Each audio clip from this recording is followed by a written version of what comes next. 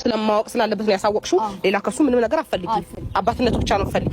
ጥሩ እንደዛ ከሆነ ጥሩ ነው። ስለዚህ ይረጋጋጣል። መጠየቅ ያለበት እሱ ነው። እሺ አንቺ በእንደዚህ አይነት አግባብ እኔ እጠይቅሻለሁ።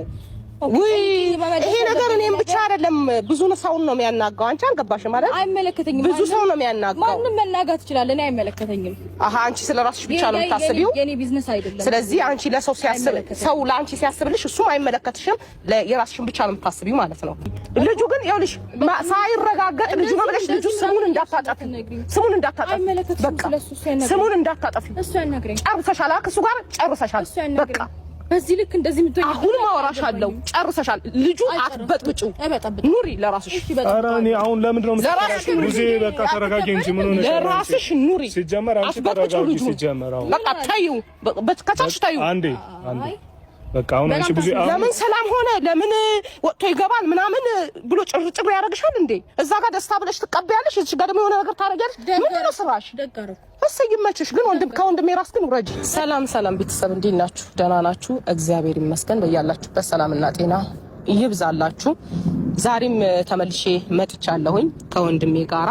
ሰላም ብላችሁ። ሰላም ቤተሰብ እንዴት ናችሁ? ሁላችሁም ሰላም ናችሁ?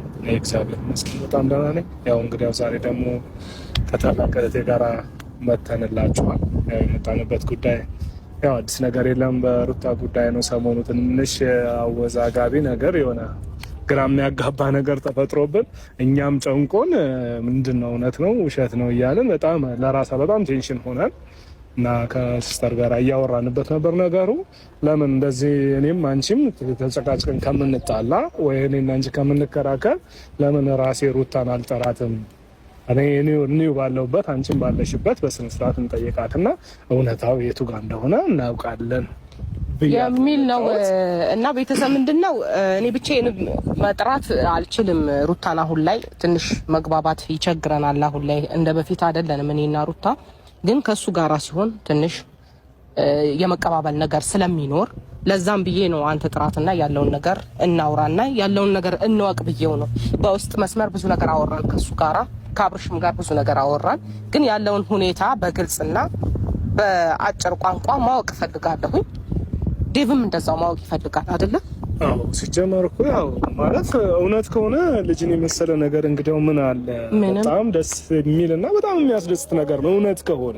ግን አሁንም ይሄ ሌላ ጫውታ ሌላ አይነት ነገር ከሆነ በጣም አስቸጋሪ ነገር ነው የሚሆነው። እንደ ቤተሰብ በጣም ቤተሰብን ያሳዝናል። እንደኛም ይህንን ሁሉ ዋጋ የምንከፍልላት እኛም ብንሆን በጣም የሆነ እሷ ላይ ያለ እኔ በተለይ እኔ እንጃ እሷ ላይ ያለኝ ነገር በጣም ነው የሚወርደው። ገብቶሻል አይደለም? ግን እውነት ከሆነ የእውነት ከአብርሽ ሩታ በድጋሚ አርግዛ ከሆነ እኛም ወንድማችን እንግዲያው ልጅ ጨመረልን። እናም እኛም በጣም ደስ የሚል ነገር ነው። እውነታ ነው አይደለም? ይሄ በጣም ደስ የሚል ነገር ነው። ግን ይሄኔ በቃ ምናልባት ሰሞኑ የነበረው ነገር ያው የሁለቱ ነገር እያየሽው ነው። ጭቅጭቃቸው የሆነ ነገር ሲባል አንዱ ሲያልፍ አንዱ ያመጣሉ፣ አንዱ ሲሆን አንዱ ያመጣሉ።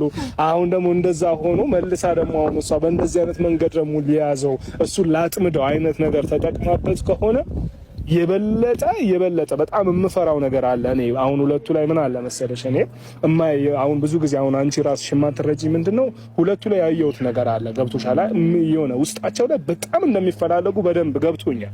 ገባሽ? እኔ ምናልባት አንቺ ካላገኘሻቸው ነው እንጂ አንቺ እሷም ጋር እሱም ጋር በጣም ፍላጎት እንዳለ አውቃለሁ። ግን ይሄ አንዳንድ ጊዜ እልህ አለ አይደለም? በቃ አለቅም አይነት ነገር አንዱ የሙጥኝ ብሎ የሆነ ነገርን የሚያባብስ አይነት ነገር ማለት እንደዛ አይነት ነገር ውስጥ ገብተው አንዳቸው ለአንዳቸው ችግር ይፈጥራሉ፣ አንዳቸው ለአንዳቸው ችግር ይፈጥራሉ። ዛሬም ላይ እንደዛ ፈጥረው ከሆነ እኔ እኮ አትወደውም ምናምን ነገር እኮ አላልኩኝም። ምክንያቱም ከዚህ በፊትም እየተናገርኩ ነበር፣ ትናንትናም እየተናገርኩ ነበረ። አትወደውም አይደለም፣ በጣም ነው የምትወደው አውቃለሁ።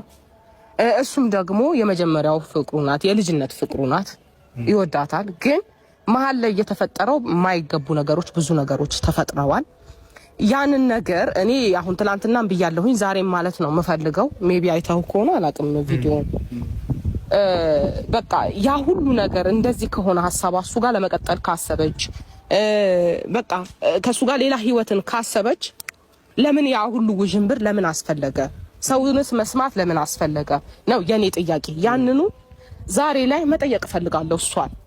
እና ብቻዋን ባገኛት አይሆንም፣ ጸብ ነው የሚፈጠረው። እኔ እና እሷ መግባባት አንችልም። እና ካንተ ጋራ ያደረኩትኝ ትንሽ ካንተ ጋር ያለውን ነገር ጥሩ ስለሆነ ለዛ ብዬ ነው።